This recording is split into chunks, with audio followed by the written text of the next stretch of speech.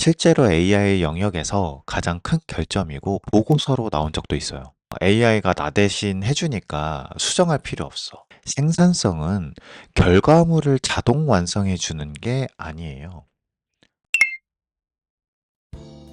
안녕하세요, 테드입니다. 오늘은 AI에 대해서 얘기하려고 해요. 작년에는 생성형 AI가 엄청났죠. 특히 챗 GPT가 엄청나게 활용되고 또 주목을 받았습니다.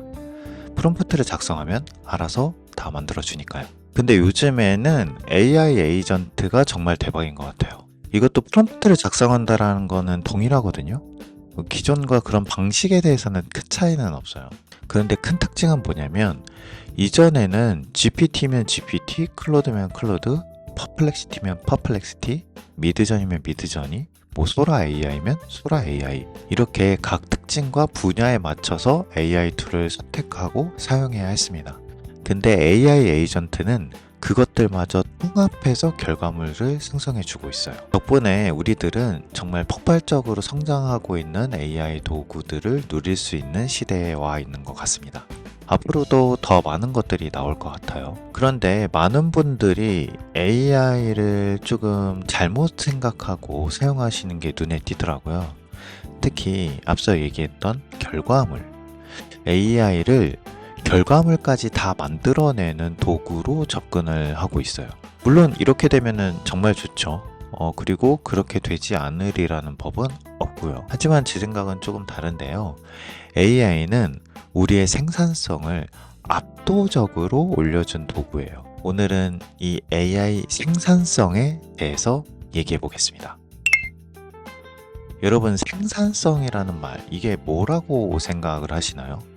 생산성은 결과물을 자동 완성해 주는 게 아니에요. 유튜브를 열면 이런 썸네일도 많이 보이실 거예요. AI로 10분 만에 작업 끝내기, 클릭 한 번으로 월 1000만원 벌기, 뭐 이런 문구들이 조금 넘쳐나죠. 하지만 직접 해보신 분들은 알 거예요. 원하던 결과물이 아니어서 프롬프트를 수십 번 또는 수백 번 수정하고, 그렇게 나온 결과물이 끝까지 어색하면 결국은 직접 수정을 하게 되죠. 또 AI 툴마다 성격이 달라서 이거 쓰고 저거 쓰고 하기도 해요. 그럼 이렇게 보면 AI 툴이 결과물을 만들어주는 툴일까요? 제 주변에서도 그런 일이 있었거든요. AI가 나 대신 해주니까 수정할 필요 없어. 완벽해. 그렇게 얘기를 하면서 그러면서 더 많은 걸 할 수 있다라고 말하죠. 근데 이거는 일부는 맞고 일부는 진짜 근본적으로 좀 잘못된 접근이라고 생각을 합니다. 실제로 제가 출판사에서 일을 할 때 어떤 일이 있었냐면 외국 책을 국내에 내려고 했어요.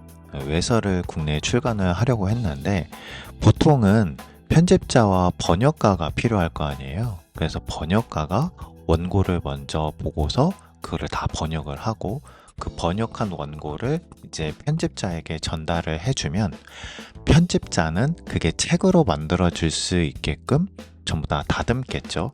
그리고 수많은 퇴고 과정을 거쳐 이제 표지가 만들어지고 그게 생산이 돼서 서점으로 간단 말이에요. 근데 제가 아는 편집자는 이 과정을 전부 다 AI로 해버린 거예요. 그리고 그렇게 해서 책을 여러 개도 출간을 했어요. 물론 프롬프트에는 오류가 없도록 조건들을 많이 다 입력을 했을 거예요. 심지어 인쇄 전에는 오타 검수를 GPT한테 다 맡겼기 때문에 전혀 문제가 없다고 확신을 하고 있더라고요. 나중에 책을 보니 번역도 좀 엉망이었고 오타가 무엇보다 너무나도 많았어요. 이 과정의 작업들을 그냥 다 GPT에게만 맡겼던 거예요. 그래서 어떻게 되냐면 판매된 책에 오타와 오역들이 그대로 작성이 돼서 그대로 판매가 됐어요. 아마 지금도 팔리고 있을걸요? 그럼 여기서 질문을 다시 한번 생각해 볼게요. 생산성이라는 말이 결과물의 자동 완성일까요? 그렇진 않은 것 같아요. 생산성은 시간의 압축입니다. 원래 1시간 걸리던 작업을 10분으로 단축시켜주는 거. 이게 AI가 제공하는 진짜 가치예요.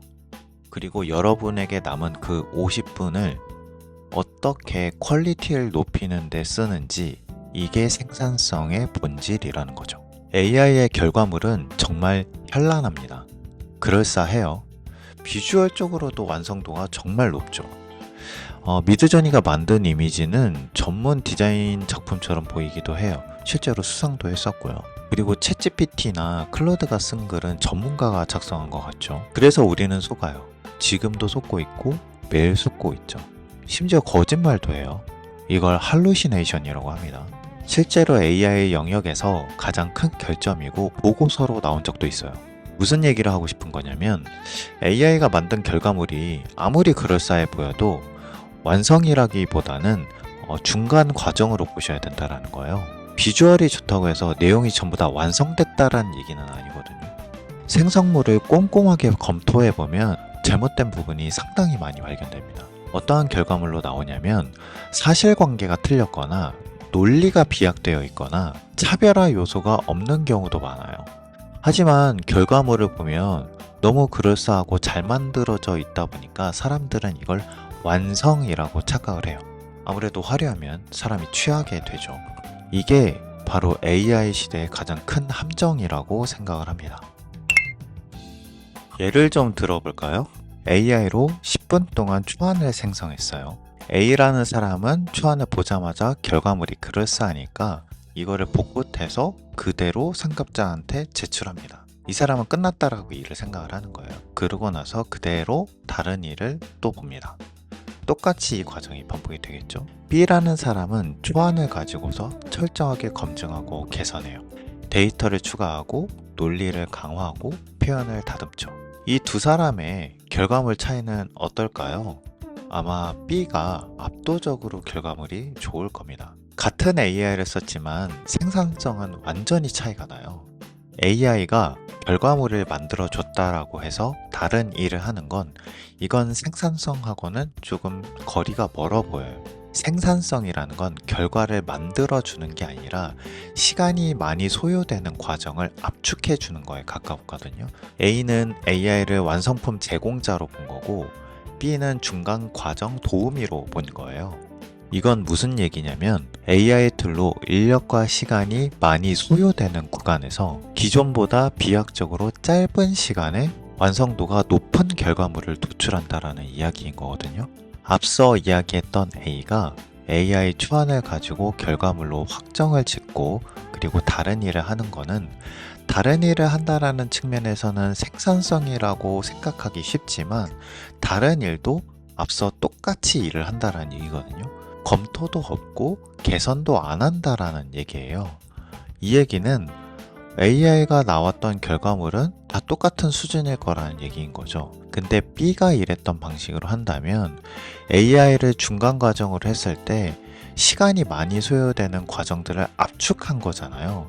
그럼 남은 시간 동안 완성도를 더 끌어올릴 수 있는 시간을 확보하게 되는 거예요. 그런데 많은 사람들이 AI가 해주니까 다 된다라고 잘못 접근한다라는 거죠. 예전에 제가 했던 자료조사로 예를 들자면 디자인 트렌드 조사를 할 때 온갖 분야에 대한 사이트를 뒤지고 또 잡지도 뒤지고 또 다른 사람들하고의 정보도 취합해서 도표 만들고 서식도 만들고 그리고 그 디자인에 대한 컨셉을 구상하는 이런 자료들을 만들었었거든요. 보통 여기에 통상 소요되는 시간이 2주에서 3주 정도 소요가 돼요. 그런데 지금은 이런 사이트를 뒤지고 정보를 취합하는 이러한 일들을 AI가 대신 해주는 거죠. 2, 3주 걸리던 일을 하루도 아니죠. 5분에서 10분이면 끝나버려요. 근데 검증은 누가 해야 되냐? 제가 직접 해야 되는 거죠. 그게 제대로 된 정보인지 아닌지는 제가 직접 확인을 해봐야 되니까요. 그러니 AI를 제대로 활용을 하시려면 초안과 중간 과정의 동료라고 생각하시고 나머지 시간 동안에는 깊게 검토하고 완성도를 끌어올리고 차별화를 주는 것에 집중하셔야 됩니다. 그럼 결과물은 그냥 생성해서 사용하는 거하고는 달리 퀄리티가 엄청나게 향상되어 있을 거예요. 이게 진짜 생산성 향상입니다. 요즘 기업들이 신입이나 주니어 채용을 줄이고 있죠. 이게 왜일까를 잘 생각해 보셔야 돼요. AI가 이미 그 정도 수준을 대체하고 있기 때문이에요. 비용도 엄청나게 줄어들었고요. 근데 반대로 시니어 포지션은 굳건해요. 이게 왜일까요? 이미 전문성을 가진 인력이 AI가 생산해낸 그 결과물을 제대로 검토할 수 있는 통찰력을 가지고 있기 때문이거든요. 이제 중간 관리자나 시니어급 이상들은 AI가 만든 결과물을 보고 완성이라고 생각하지는 않아요. 빠르게 중간 결과물이 잘 나왔다라고 생각을 하죠. 그리고 거기서부터 진짜 작업을 시작해요. 주니어는 AI 결과물을 보고 와, 끝났다 라고 생각할 거예요. 그래서 대체되는 거거든요. 실제로 기업들이 가장 중요하게 생각하는 스킬 부분이 뭐냐면 AI 활용성이 아니에요. 분석적 사고하고 창의적 사고거든요. 그런 것들이 있어야 AI를 더 잘 활용할 수 있다라고 믿기 때문이에요. 이 부분은 나중에 제가 다른 컨텐츠로 얘기해 보려고 해요. 그래서 여러분들이 솔로프리너라면 한번 생각해 보셔야 돼요. 나는 AI 결과물을 완성으로 보고 있는지 아니면은 중간 과정으로 보고 있는지 이거를 생각하셔야 됩니다. 이렇게 접근해 보면 또 AI 시대에서 참 재미있는 역설이 있죠. AI가 모두에게 평등하게 주어졌거든요. 그런데 동시에 격차를 정말 크게 벌리고 있기도 해요. 수백만 명이 같은 GPT, 같은 클로드를 사용하고 있잖아요. 그렇다는 얘기는 비슷한 프롬프트를 넣으면 비슷한 결과물이 나온다라는 얘기예요. 예전에는 글을 잘 쓰는 사람과 글을 잘 못 쓰는 사람이 명확하게 구분됐었잖아요. 그런데 요즘에는 그럴싸한 글들을 모두 다 생산해내고 있어요. 이건 기술적이고 전문적인 격차가 사라진 거예요. 그래서 AI가 만들어낸 그럴싸한 내용을 어떻게 완성도를 끌어올리냐가 차별화의 포인트가 될 것 같아요. 시장은 이미 두 그룹으로 나뉘어지고 있거든요. 첫 번째 그룹은 AI 의존형이에요. 이들은 AI 결과물을 완성으로 착각을 하는 사람들입니다. 그대로 사용을 해버려요. 빠르게 많은 양을 생산하긴 하는데 결과물은 비슷비슷한 거죠. 그래서 차별화가 안 생기고 가격 경쟁에 분명히 몰리게 될 겁니다. 두 번째 그룹은 AI 활용형이에요. 이 그룹들은 AI 결과물을 중간 과정으로 봐요. 확실하게 시간 압축 도구로 사용하는 거죠. 그리고 확보한 시간을 품질 향상에 투자합니다. 창적이고 깊이 있는 결과물을 만들려고 애쓰고 차별화를 두려고 해요. 그래서 프리미엄 가격을 책정할 수도 있죠. 이게 참 역설적이게도 AI가 공평하게 주어졌는데 진짜 경쟁이 더 치열해진 것 같아요.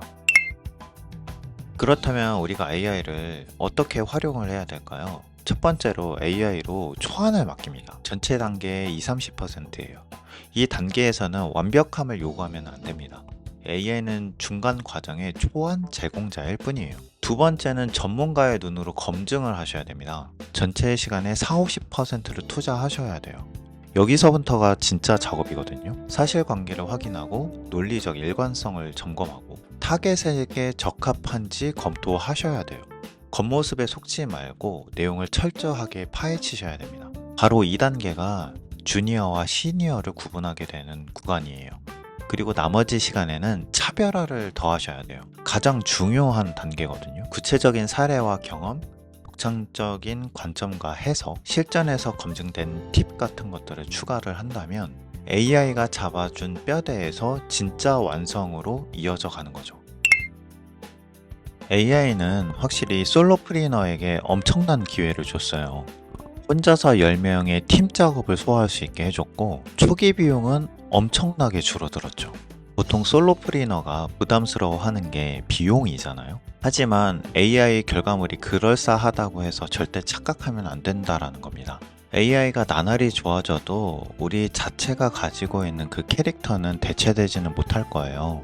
그래서 요즘에 수많은 솔로 브랜딩들이 나오는데 여기에서의 핵심은 바로 나다움이거든요. 고객이 원하는 건 그럴싸한 컨텐츠가 아니라 고객의 문제를 이해해주고 고객의 문제를 해결해주면서 진정성으로 접근하는 그런 컨텐츠에 조금 더 많이 반응을 하게 될 거예요. 여러분의 독특한 경험, 실패에서 얻은 교훈, 시장에 대한 독창적 해석, 이런 것들은 AI가 만들 수 없는 부분이라고 생각을 하거든요. 결국은 AI는 학습해야 되니까요. 우리는 스스로 시니어급 전문가가 되어야 돼요. AI를 쓴다고 전문가가 되는 게 아니라요. 앞선 얘기를 정리하자면 첫 번째, AI는 시간 압축 도구입니다. 완성품을 주는 도구가 아니에요. 두 번째, AI 결과물은 중간 과정입니다. 완성이 아니죠.